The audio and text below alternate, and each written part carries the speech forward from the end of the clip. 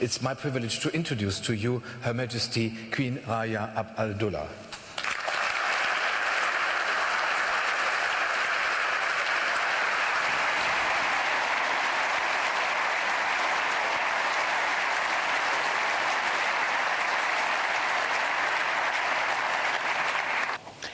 I spoke about the power of empathy when I visited Berlin last year and had the privilege of joining Chancellor Merkel at the Walter Rathenau Prize ceremony. I spoke about how both our countries were setting an example by empathizing with the suffering of refugees and hoped we would inspire others to follow suit. But we've faced real hurdles. Barely 1 year later, there have been over 90 terrorist attacks around the world. Too many perpetrated in the name of Islam, though there is nothing remotely Islamic about these murderers.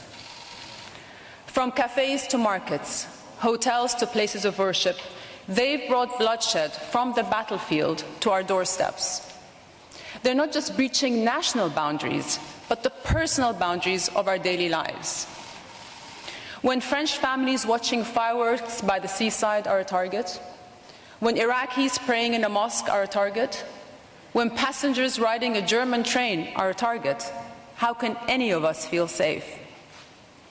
The result is a kind of collective trauma in Germany, Jordan, and everywhere.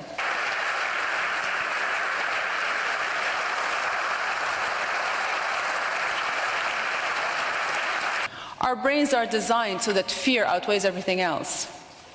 But when our brains are flooded with fear, it gets harder for us to think rationally. It prompts us to turn inward, and just as alarming, it raises the risk of us turning against one another.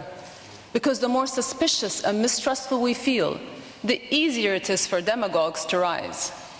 We start paying attention to people who offer simplistic answers to complex questions, to people who stoke and encourage our fears instead of rallying our unity and strength.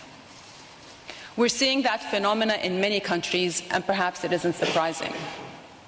But if we let the terrorists drive us apart, we are waging their battle for them. Now is the time for us all to pull together and stand as one. Remember, our values, our principles, and our ideals are more powerful than those of our foes. Humanitarian aid, which leads to donor fatigue.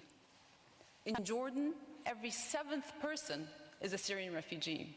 Our world has always been at its best when good people work for dignity together. Global cooperation and global trust are key pillars of global progress, whether we're tackling poverty or public health, climate change or conflict.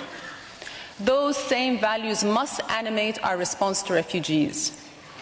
Because when we think about refugees, the vast majority are good people. People who are fleeing violence in their homelands, not trying to bring violence to ours.